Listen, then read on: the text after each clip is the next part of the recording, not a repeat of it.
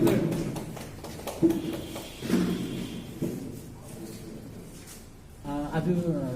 टिएमसीले पत्रकारहरूलाई बोलाउनुको मेन उद्देश्य चाहिँ के थियो होला?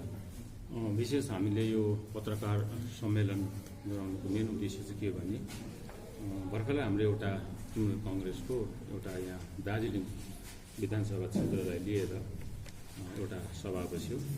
सभामा चाहिँ यो कोभिड-19 अनि यसले गर्दाखेरि रिजल्टेन्ट जति पनि अब प्रभावहरू परिरहेको छ त्यसमाथि धेरै डिस्कसन भयो।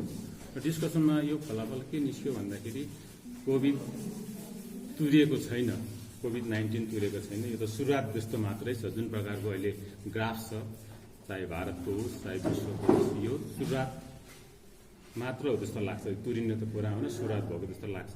त्यसले गर्दाखेरि हामीले पनि, हाम्रो सरकारले त गर्दैछ र हामीले पनि हाम्रो पक्षबाट के गर्नुपर्छ भन्ने उद्देश्यले चाहिँ हामीले आज कोभिड-19 हेल्प डेस्क, तृणमूल कङ्ग्रेसको एउटा हेल्प डेस्क हामीले आज गठन गरेको छौँ।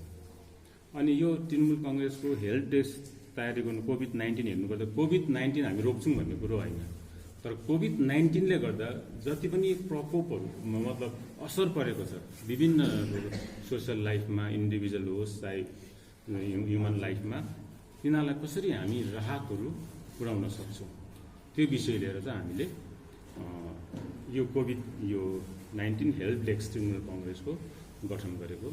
र यसमा हामी अब अहिले कस्तो भइरहेको छ भने सबैजना कोभिडको पछि मात्रै छ, कोभिड-19 को पछि मात्रै छ, तर यहाँ साधारण बिमारीहरू जो छ त्यो बिमारीहरू जम्मै लक्ष्य पुरै परिरहेको छ। अहिले कुनै सहायता छैन, दबाई नपाएर। आज हामी सुन्दैछौँ यहाँ पारी एउटा ठाउँमा कि सुगरको पेसेन्ट थियो, सुगरको दबाई नपाएर उहाँको देहान्त भयो। सबैको कन्सन्ट्रेसन चाहिँ कोभिडमाथि छ, तर जो अलरेडी युजल बिमारीहरू थियो त्यसको कुनै हेरचाह छैन। र हामीले यस हेल्प डेस्क मार्फत चाहिँ मेडिकल हेल्प पनि गर्ने। तर मेडिकल हेल्प कसलाई गर्छौँ भन्दाखेरि जसको प्रेस्क्रिप्सन हुन्छ, मनपरी हामी दिँदैनौँ दबाई, जसले प्रेस्क्रिप्सन छ, डक्टरले प्रेस्क्राइब गरेको छ। तर अब जस्तै सिरिफलाको इक्जाम्पल प्रेस्क्राइब गरेको छ, दबाई नै पाउन सक्दैन उहाँले, त हामीलाई वाट्सएपमा उहाँबाट पठाइदिन्छ, हाम्रो हेल्प डेस्क मार्फत यहाँ आउँछ, त हामी त्यो दबाई उहाँ पठाइदिने व्यवस्था हामी गर्छौँ। र नट अन्ली विपन्न परिवारलाई अथवा डेडिकेटेड वर्करहरू जस असुविस्ता भइरहेको छ यो कोभिडको कारणले गर्दाखेरि उनीहरूलाई त्यो रासिन पानी मात्र होइन, त्यो बाहेक हामीले यो मेडिकल सप्लाइजहरू पनि उनीहरूलाई सहायता पुर्याउने त्यो एउटा राखेको छौँ। अनि दोस्रो कुरो, यो कोभिड भन्ने चिज चाहिँ कुनै एनजिओले रोक्छु भन्ने कुरो होइन, यो सरकारको कुरा हो, सरकारले मात्रै सक्छ। र हामी जति पनि सरकारी निकायहरू अघि आएर यसरी खट्दैछ त उहाँहरूलाई पनि हाम्रो यो हेल्प डेस्क मार्फत चाहिँ उहाँहरूलाई पनि हाम्रो पूर्ण समर्थन रहन्छ अनि पूर्ण सपोर्ट गर्छौँ हामी उहाँहरूलाई। कसरी हामी सपोर्ट गर्न सक्छौँ यो हेल्प डेस्कबाट सरकारी मेसिनरीलाई, जो अहिले फुल्ली कोभिड-19लाई रोकथाम गर्नुको निम्ति उहाँहरू अघि छ, उहाँहरूलाई पनि हामी यो हेल्प डेस्क मार्फत चाहिँ हामी सपोर्ट हामी प्रदान गर्छौँ। अनि साथसाथै सरकारले यो कोभिड-19लाई लिएर थुप्रै योजनाहरू अघि गरेको छ, त्यो जनमानसमा थाहा छैन उनीहरूलाई कि सरकारले यो सहुलियत दिँदैछ भन्ने। त्यो विषय लिएर अहिले हामीले चाल पाएको त 6 किलो चामल र 5 किलो आँटा, 6 किलो चामल र 5 किलो आँटा मात्रै चाल पाएको छौँ। त्यो बाहेक पनि धेरै सुविधाहरू सरकारले प्रदान गरिरहेको छ अहिले कोभिड-19ले गर्दाखेरि। त्यो कुरो पनि हामी जनमानससम्म पुर्याउने यो हेल्प डेस्कले चाहिँ एसिस्ट गर्छ। फर इक्जाम्पल अहिले केही दिनलाई ढिलो भन्छ, त्यो प्रचेष्टा भन्ने एउटा स्किम चल्दैछ। प्रचेष्टा भन्ने स्किम सुरु भइहालेको छैन, केही दिन अब त्यो समय लाग्छ, तर त्यो यो नोटिफिकेसन चाहिँ भइसकेको छ कि जुन चाहिँ फ्यामिलीले जुन फ्यामिली छ त्यसमा अर्निङ मेम्बरै अहिले लकडाउनले गर्दा केही छैन, उनीहरूलाई कति साह्रो पऱ्यो। सरकारले चामल त दिँदैछ, आँटा त दिँदैछ, अनि विभिन्न रिलिफ एनजिओजहरूले रिलिफ दिँदैछ, चिनी दिँदैछ, तर अब फाइनेन्सियल क्रन्च पनि त्यो फ्यामिलीमा आयो। त्यस्तो फ्यामिलीलाई 1000 रुपिस गरेर सरकारले दिने प्रचेष्टा योजना मार्फत छ। अनि त्यो अहिले कहिले केही नोटिफिकेसन चाहिँ बग्छ, केही दिन सुरु हुनलाई त्यो समय लाग्ला। अनि अर्को दार्जिलिङको हाम्रो भाइ बहिनीहरू बाहिर काम गर्दैछ, लकडाउनले गर्दाखेरि काम छैन, उहाँहरूलाई पनि केही सहायता पुर्याउने सरकारले योजना सुरु गरेको छ। अनि त्यति मात्र नभएर अहिले अब त्यो कोभिड जस्तो डिक्लेयर भइसकेपछि दार्जिलिङको निम्ति मात्रै हेर्दा पुरा स्टेटमा 66 कोभिड हस्पिटल, गभर्मेन्ट र प्राइभेट हस्पिटल गरेर 66 कोभिड हस्पिटल्सहरू छ। दार्जिलिङको लागि 4वटा हस्पिटल छ, जस्तै डाक्टर च्याङको super speciality hospital, Medica hospital, Medica cancer hospital र निवेदिता क्यान्सर हस्पिटल, यिनीहरूलाई पनि यहाँ गरिएको छ। अनि यो हस्पिटलतिर ट्रिटमेन्ट, कोभिडको ट्रिटमेन्ट गर्नु पर्यो भने जति पनि खर्च लाग्छ सरकारले एउटा एस्टिमेट जारी गरेको छ, त्यो अनुसार चाहिँ सरकारले नै रिइम्बर्स गरिदिन्छ। र इन्डिभिजुअलले अब कोभिडको पेसेन्ट भयो, म मेडिकामा गएँ, मेडिका क्यान्सर हस्पिटलमा गएँ, एडमिसन भयो, ला पैसा कसले दिन्छ भन्ने सुर्ता गर्नु पर्दैन, त्यो पनि सरकारले नै रिइम्बर्स गरिदिने त्यो छ। र सरकारले विभिन्न किसिमको यो पाइलाहरू चालिरहेको, यो कुरो सबैलाई सरकारले दिएको यो कोभिडसँग रिलेटेड कतिवटा कारणले गर्दाखेरि सरकारले जुन चाहिँ सहुलियतहरू जनमानिसको निम्ति घोषणा गरेको, त्यसलाई जनता समक्ष पनि पुर्याउनुको निम्ति यो हेल्प डेस्कले चाहिँ हामी सहायता पुर्याउँछौँ। त्यो विपन्न परिवारलाई खानापिना बाहेक मेडिकल सप्लाई अनि यो सरकारले जुन चाहिँ दिएको कुरोलाई जनता समक्ष पुर्याउने, अनि सरकारी मेसिनरी जो अहिले सम्पूर्ण रिस्क लिएर निस्किरहेको छ उहाँहरूलाई पनि हामी सपोर्ट पुर्याउनुको निम्ति चाहिँ विशेष यो आज हेल्प डेस्क यो गठन गरिएको।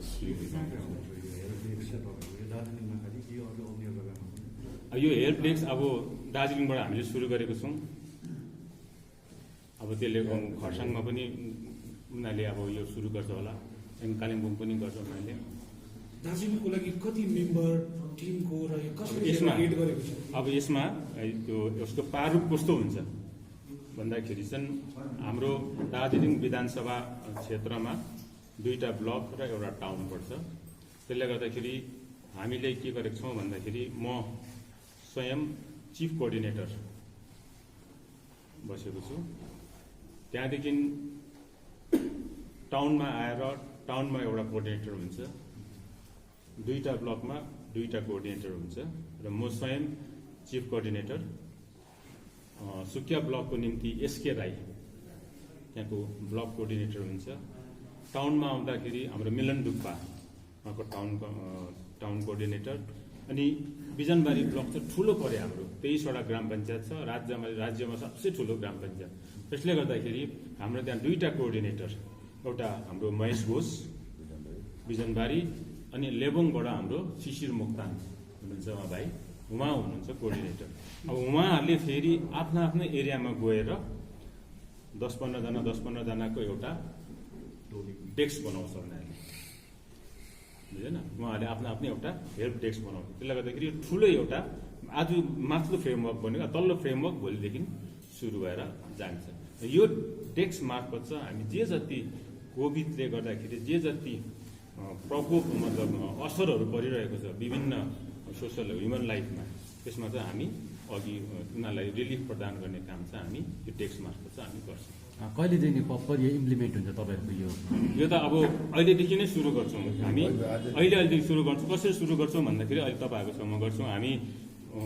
एकजना यहाँ टपवुडमा एकजना पेसेन्ट छ, उहाँको डक्टरले प्रेस्क्राइब गरेको दबाई छ, उहाँले बिचरा अहिले टेलरिङको काम गर्छ, तर उहाँले के भरे त्यो अहिले यहीँ नै काम भएकोले गर्दाखेरि उहाँको डक्टरले प्रेस्क्राइब गरेको दबाई पनि उहाँले किन्न सक्नुभएको छैन। र त्यस्तो केस अघि मात्रै हाम्रोमा उहाँको प्रेसक्रिप्सन लिएर आउनुभएको थियो। त्यसले गर्दाखेरि चाहिँ त्यो हेरिकन चाहिँ हामीले यो दबाई देख्छौँ, अहिले हामी उहाँलाई सुरु गर्छौँ। आजदेखि नै हाम्रो यो काम चाहिँ सुरु हुन्छ। अनि भोलि हामी हाम्रो यो लेबुङ भ्यालीमा हामीले 80 परिवार जस्तो विपन्न परिवार, त्यहाँको विभिन्न सङ्घ संस्थाहरू छ, 19वटा जस्तो होइन भाइ, 19वटा सङ्घ संस्थाले उनीहरूले एउटा 80 जना विपन्न परिवारलाई उनीहरूले आइडेन्टिफाई गरेको छ। अनि टकभर 4 डिभिजनमा 40 परिवारलाई उहाँहरूले सिलेक्ट गरेको छ। हाम्रो यो हेल्प डेस्कको मेम्बरहरू मार्फत सिलेक्ट गरेको छ। भोलि चाहिँ हामी त्यहाँ गएर उनीहरूलाई फर्स्ट अहिले दबाई सुरु गर्छौँ। अनि त्यहाँ गएर हामी यो रिलिफको त्यहाँ चामल आटा चाहिँ हुँदैन, अरू तेल, नुन, चिनी, दाल हो त्यस्तोहरू चाहिँ हामी भोलिदेखि चाहिँ अहिले गरेर अहिलेदेखि काम सुरु हुन्छ। भोलि चाहिँ हामी त्यो सुरु गर्छौँ। त्यहाँदेखि उता चाहिँ अब हामीलाई जस्तो प्रकारले विभिन्न हाम्रो त्यो ब्लक लेभल, ग्राम पञ्चायत लेभलसम्म जुन चाहिँ हाम्रो हेल्प डेस्क हुन्छ, त्यहाँबाट जस्तो किसिमको यहाँ आइपुग्छ अफिस, यो तृणमूल कङ्ग्रेसको यो अफिस चाहिँ हाम्रो हेल्प डेस्क हुन्छ। यहाँ 4-5वटा नम्बर हुन्छ, भाइहरू बहिनी बस्छ, हामी त्यो नम्बर पनि हामी जारी गर्छौँ हो। त्यसले गर्दाखेरि यहाँ मार्फतै हामी त्यो काम हामी गर्छौँ। सपोज कुनै दबाई यहाँ दार्जिलिङमा एभाइलेबल छैन, सिलगढी कलकत्तातिर खालि पाउने छ भने त्यो कस्तो? हामी त्यो कोसिस गर्छौँ त्यो मगाउने। हाम्रो पक्ष हामी पोसिबल हेल्प, हामी यो अब यस्तो नि गर्छौँ, पोसिबल हेल्प चाहिँ हामी टेन्डर गर्छौँ। पोसिबल हेल्प अब दबाई दिल्ली के भयो अमेरिकामा त पाउँछ भने त अब फेरि हेल्पलेस होइन। त्यसले गर्दा जे पोसिबल हेल्प हुन्छ हाम्रो क्षमताभित्र, जे हाम्रो पोसिबल हेल्प छ त्यो पोसिबल हेल्प चाहिँ हामी प्रदान गरिदिन्छौँ। कतिवटा यस्तो पनि हुन्छ होला सिलगढीमा दबाई किनिराखेको छौँ, हामीले कसले ल्याइदिन्छ दबाई भन्ने पनि हुन्छ।